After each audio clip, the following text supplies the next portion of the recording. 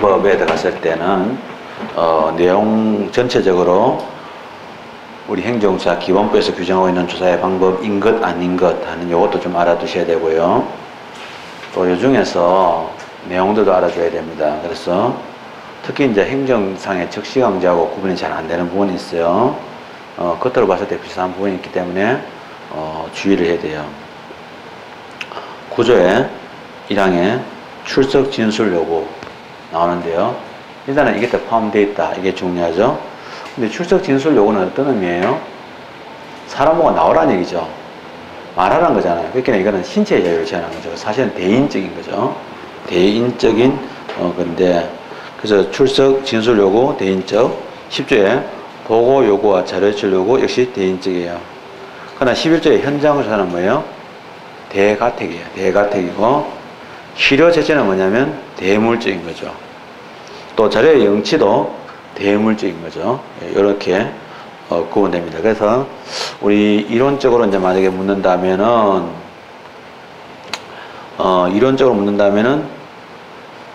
대인적, 대물적, 그 다음에 뭐 이렇게 다 분류했는데 다 있다는 거죠. 그래서 첫째로 행정조사에 대한 내용들을 보면은 조사의 방법에 대한 얘기가 나와요. 방법이 있는데, 그런 방법에 대해서 일단은 어떤 게 있느냐 이게 중요한데요. 13조까지, 물론 14조부터 또 있는데 공동조사가 있는데 그거는 구체적인 방법에 관한 거고, 내용인데 이제 첫째로 대인적인 것들 있죠. 이런 대인적 이런 조사가 있어요. 이런 한마디로 이제 신체의 자유로죠. 이런 신체의 자유를 제한하는 건데 구조에 보면 구조에 출석 진술 요구죠. 이러한 출석과 진술을 요구한다. 우리가 앞에 그 법규명령 공부할 때 감사원 규칙이 있는데, 감사원 규칙은 헌법에는 근거 규정이 없는데 그걸 과연 법규성을 인정할 수 있느냐 하는 이런 이야기가 나오는데요. 감사원 규칙이 왜 법규성 인정 문제가 나오냐면 거기에서 출석 진술 요구를 하게 돼 있어요. 그래서 그게 이제 국민의 기본권을 침해하는 조항이기 때문에 보통 감사원은 뭐 국민하고 별로 상관없잖아요. 근데 그런 것 때문에 얘기되죠. 그 다음에 구조 10조에 거는 보고하고요, 또는 이러한 자료 제출 요구죠. 그래서 이러한 자료 제출을 요구할 수 있다. 그게 대인적인 거죠. 그 다음에 11조에 대가택입니다. 대가택. 대가택적인 조사입니다. 이는 사실은 신체의 자유가 아니고 이런 주거의 자유죠. 이런 주거의 불가침인데, 이런 대가택적인 조사에는 현장 조사가 있습니다.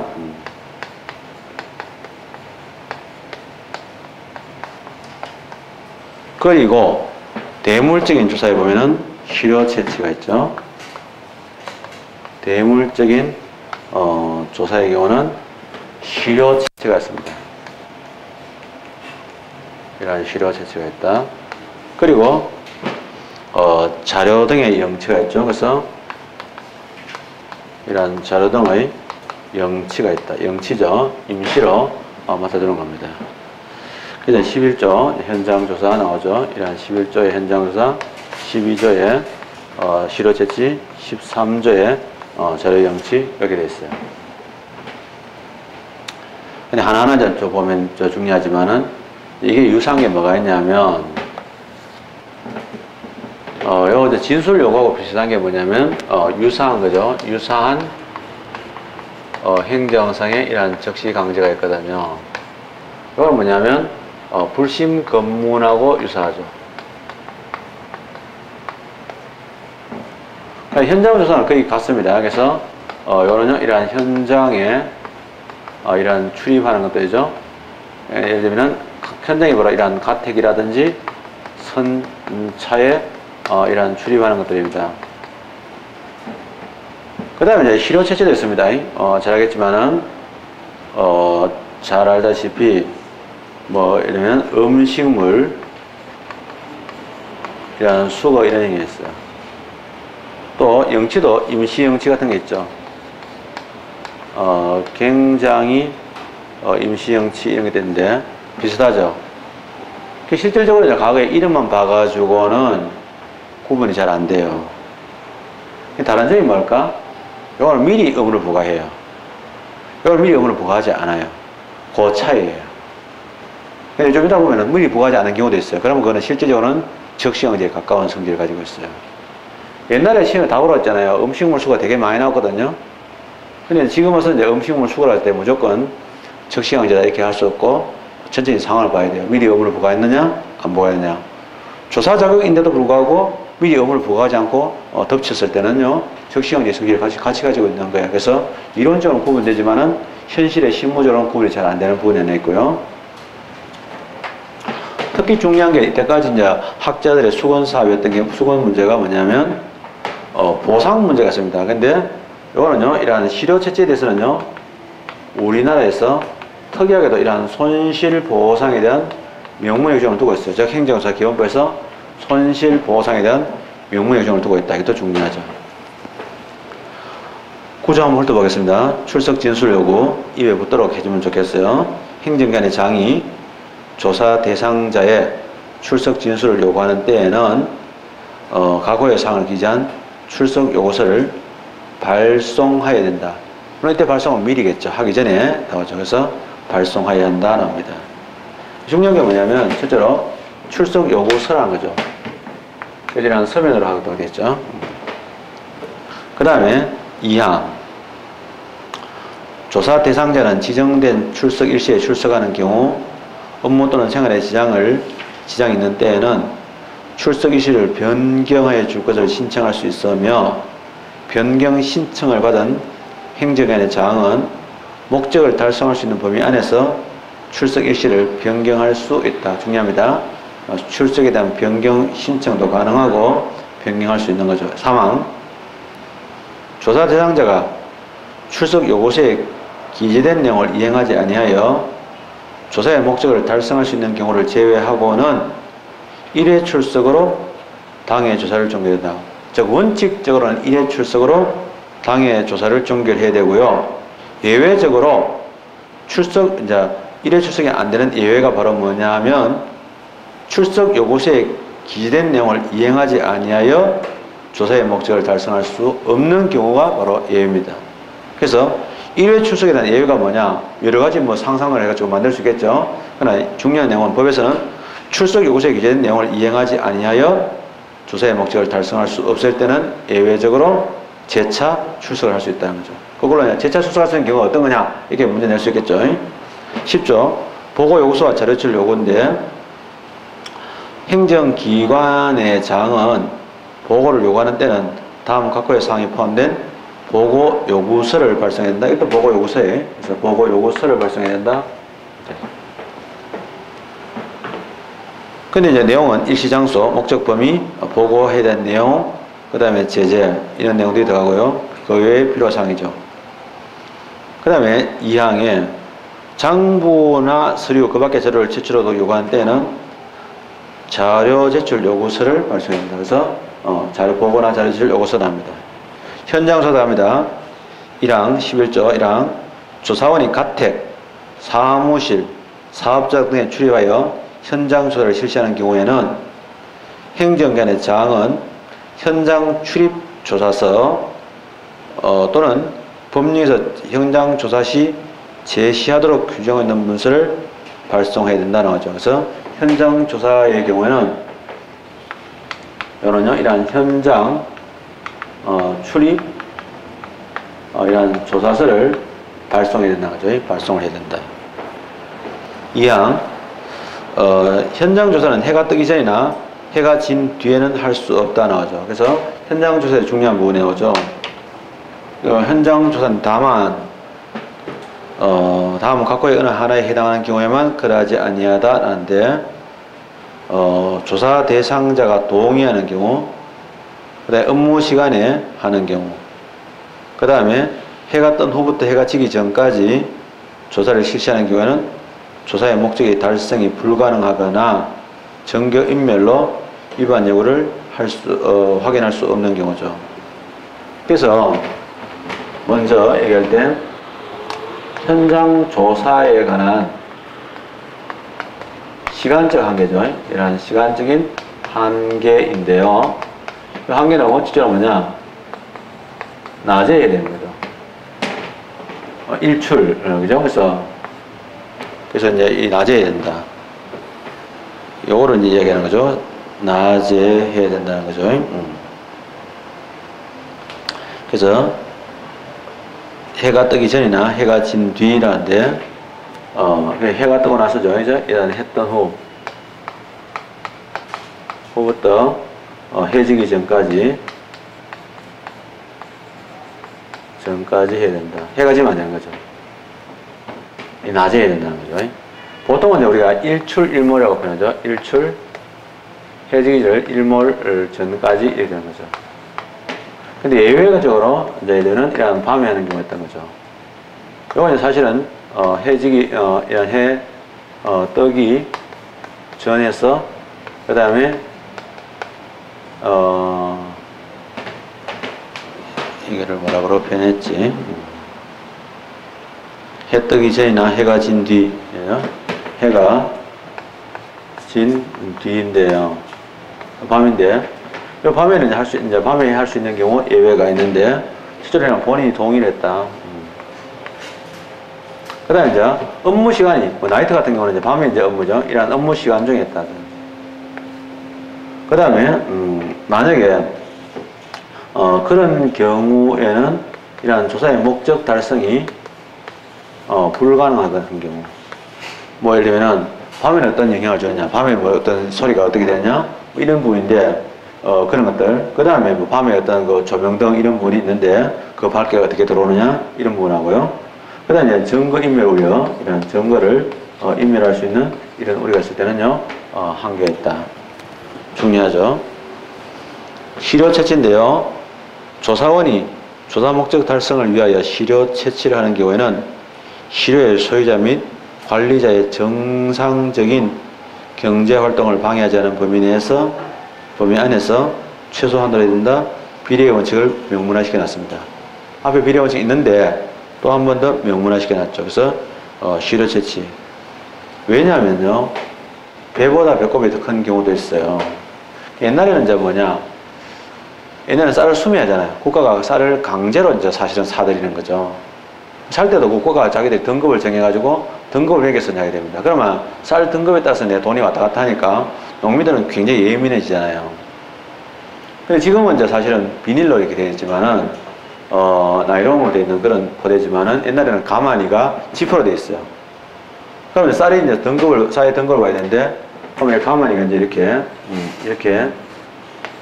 이렇게 있으면, 가만히 이렇게 있거든요. 그러면 이제 이거를 아주 큰 이렇게 되어 있는, 깊은 이렇게 되어 있는, 쇠로 되어 있는, 이걸 이렇게 푹 찔러면, 나올 때 이렇게 쌀이 나와요. 그럼 굉장히 양이 많이 담겨, 이게. 한 가마도 이렇게 쭉 담으니까. 근데 그건 이제 조사 대상인 시료잖아요. 근데 그걸 다 누가 먹느냐, 이날 조사놈이 다 처먹었어. 그러니까 그거 어마어마한, 부정이익이지, 부당이득이지. 그래도 말을 못 한다고. 그래서 그런 건데 지금은 다 돌려줘야 된다. 소고기 같은 것도 다 잘라서 줘야 되는 거죠. 그래서 손실 보상이라 하는 거죠. 13조 손실 보상에 대한 규정이 있는 유명하죠. 자료의 영치. 1항에 보면은 현장 조사 중에 서류, 물건 등을 영치하는 때에는 조사 대상자 또는 그 대리인을 입회시켜야 되는데, 2항에 조사원이 자료를 영치하는 경우에 생활이나 영업에 사실상 불가능하게 될 우려가 있을 때는 사진으로 촬영하거나 사본을 작성하는 등의 방법으로 영치에 가름할 수 있다 나옵니다. 다만 증거 인멸의 우려가 있는 경우에는 그러하지 않는다. 그 다음에 나중에 이제 뭐냐면 이런 자료를 했다가 나중에 뭐 물건이 빠졌다, 가져간 숫자하고 이제 남은 게 안 맞다, 그러니까 조서를 각각 두부 작성해서 서명 날인하고 여기서 있다 되죠. 14조 공동조사인데요. 되게 중요하죠. 원칙에 나오는 게 중복된 조사를 방지하기 위한 제일 중요한 장치인데, 공동조사를 할 수 있다가 아니고 하여야 한답니다. 또 예외적으로 공동조사를 공동조사를 하여야 하는데, 내용 보면은요 어떤 거냐, 이게 되게 시험에 자주 나옵니다. 당해 행정기관 내의 두 개성의 부서가 동일하거나 유사한 업무 분야에 대해서 동일한 조사 대상자에게 행정조사를 실시하는 경우, 서로 다른 행정기관이 대통령령으로 정하는 분야에 대하여 동일한 조사 대상자에게 행정조사를 실시하는 경우입니다. 그 다음에 나오는 내용이 2항이죠.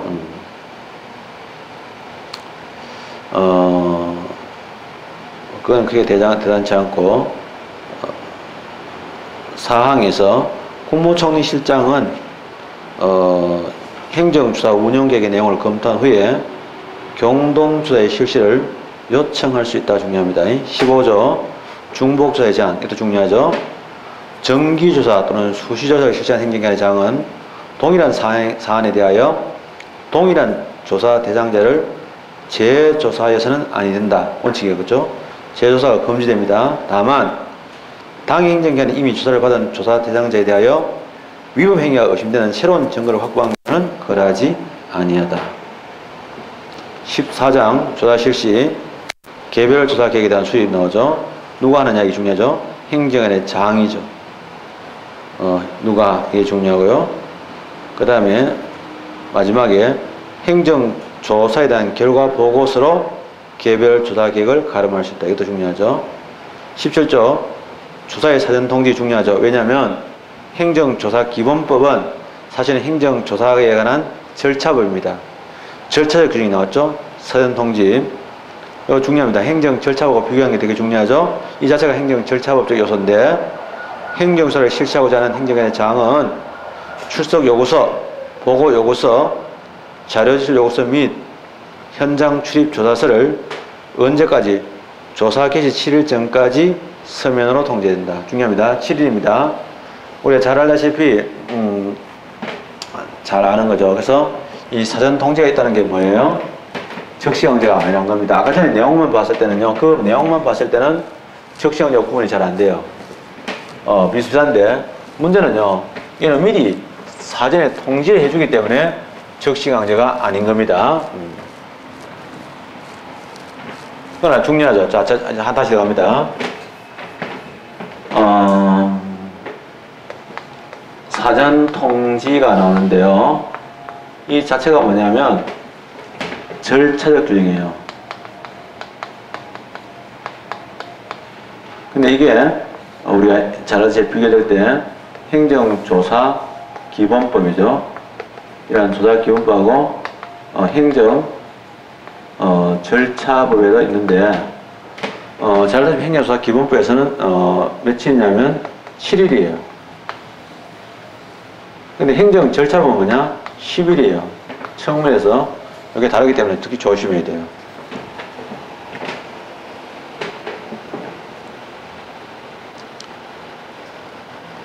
그 다음에 원칙적으로 서면 통지고요. 예외적으로 구두 통지가 있는데 행정조사의 개시와 출석 요구서를 조사 대행자에 제시하거나 할 때 구두로 통지할 수 있는 경우가 있는데, 첫째로 미리 통지했을 때는 증거인멸 등으로 행정조사의 목적을 달성할 수 없을 때, 그 다음에 통계부에 의한 지정통계, 그 다음에 비권력적인 자발적인 협조를 얻어서 실시하는 조사의 경우는 구두로 통지할 수 있죠. 그래서 한 번 더 이야기하는데요. 사전 통지 방법인데, 그 방법에는요, 원칙적으로 뭐냐? 이런 서면입니다. 근데 예외가 있죠. 예외적으로 이런 구두 통지가 있는데요. 자, 구두 통지 해야 됩니다. 생략되지 않는데, 이 구두 통지는 사실은 뭐냐? 행정상의 적시강제하고 유사하게 될 수 있습니다. 왜냐면 현장에 나가서 구두 통지하면서 바로 들어가게 되면 행정상의 적시강제가 될 가능성이 높은 건데요. 어떤 거냐면, 첫째로, 이런 미리 통지한다. 이런 미리 통지하면, 이런 증거, 인멸, 등으로, 목적의, 달성이 불가능해질 때, 불가능할 우려가 있을 때 하죠. 불가능할 우려가 있는 경우겠죠. 그래서 불가능하다. 행정의 목적을 달성할 수 없다고 판단되는 경우죠. 불능이라고 판단되는 경우. 두 번째는 그 통계부에 의한 지정 통계하고,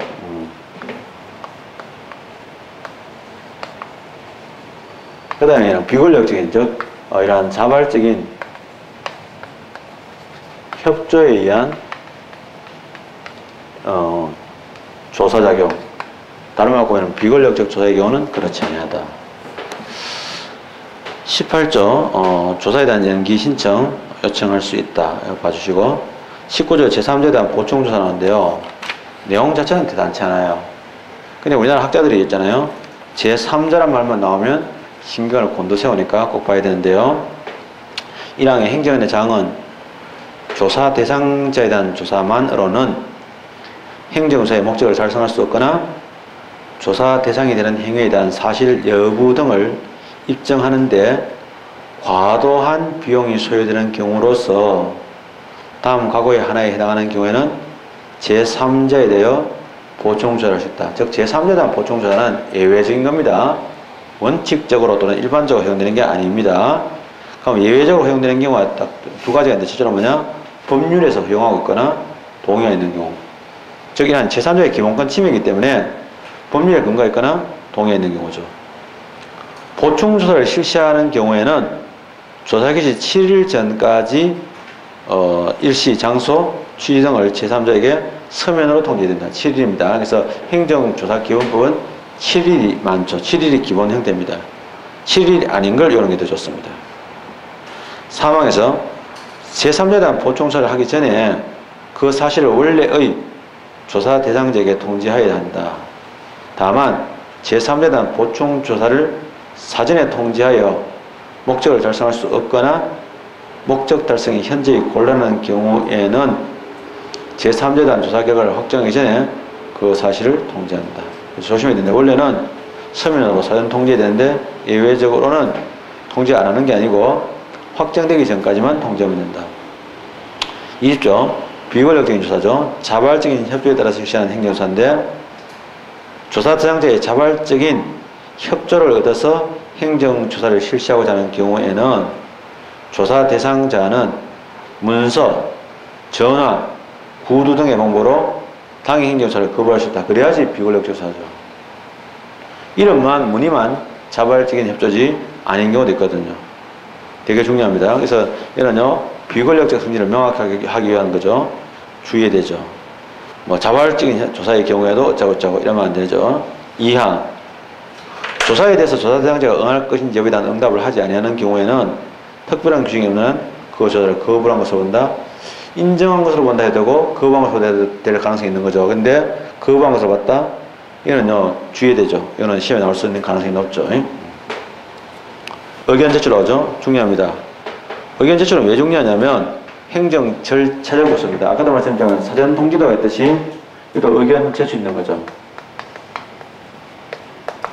이것도 행정 절차입니다. 그래서 이런 절차적 이런 규정인데요.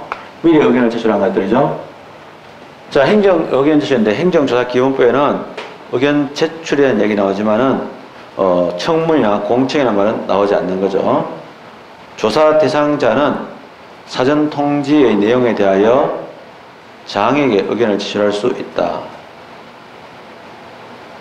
그 다음에 상당한 이유가 있는 경우는 이를 행정조사에 반영이 된다. 라는 소리고 22조 조사원의 교체 신청인데 조사 대상자는 조사원에게 공정한 행정조사를 기대하기 어려운 사정이 있다고 판단되는 경우에는 행정관의 장에게 당해 조사원의 교체를 신청할 수 있다. 교체 신청은 그 이유를 명시한 서면으로 행정관의 장에게 서하여야 한다. 그래서 서면 또는 구술 아닙니다. 서면으로 하는 말을 서면 또는 구술을 하게 되면 요시행위가 불요시행위로 바뀌게 되는 거죠. 조심해야 되는 거죠. 23조 조사권 행사에 대한 제한인데 조사원은 사전에 발송된 사항에 한하여 조사 대상자를 조사하되 사전 통지한 사항과 관련된 추가적인 행정조사가 필요한 경우에는 조사 대상자에게 추가 조사의 필요성과 조사 내용 등에 관한 사항을 서면이나 구도로 통보한 후 추가 조사를 실시할 수 있다. 네, 그런 것들 꼭 기억해 주시고요. 넘어가서 25조의 자율신고에서도 나오죠. 행정기관의 장은 자율신고죠. 이런 자율신고 제도를 운영할 수 있다. 운영하야 되는 게 아니고 운영할 수 있다. 이렇게 되어 있습니다. 28조도 갑니다. 건너뛰어서 유명하죠. 이는 어떤 행정조사에도 다 제공되는 거죠. 그래서 뭐 국방 관련되는 그런 기밀에도 또는 군사 시설에 대해서도 다 가능한 건데요. 행정관의 장은 인터넷 등의 정보통신망을 통하여 조사 대상자를 하여금 자료의 제출 등을 하게 할 수 있다 나오죠. 이항에 행정기관의 장은 정보통신망을 통하여 자료의 제출 등을 받은 경우에는 조사 대상자의 선정이나 사업 비밀들이 유출되지 않도록 제도적 보안 조치를 강구해야 된다. 꼭 기억해 주시고 29조에 행정소에 대한 점검과 평가, 즉 관할 기관이겠죠. 국무총리실장이죠. 효율성, 투명성 및 예측 가능성을 제고하기 위하여 각각 행정기관의 행정조사의 실태, 공동조사 실상황, 중복조사의 실시 등의 여부를 확인하고 점검해야 된다. 2항 국무총리실장 나오죠. 국무총리실장은 확인 점검을 평가해서 대통령령으로 정하는 절차와 방법에 따라서 국무회의와 대통령에 보고한다. 국회 아닙니다. 국무회의와 대통령에 보고한다. 이렇게 다 합니다. 그래서 행정조사 기본법 좀 약간 이야기가 됐는데 요거는 여기서 마무리를 하고 행정을 들어가겠습니다. 중간에 어정쩡하게 새로 시작하기는 좀 항목이 커서 좀 쉬었다가 계속할게요.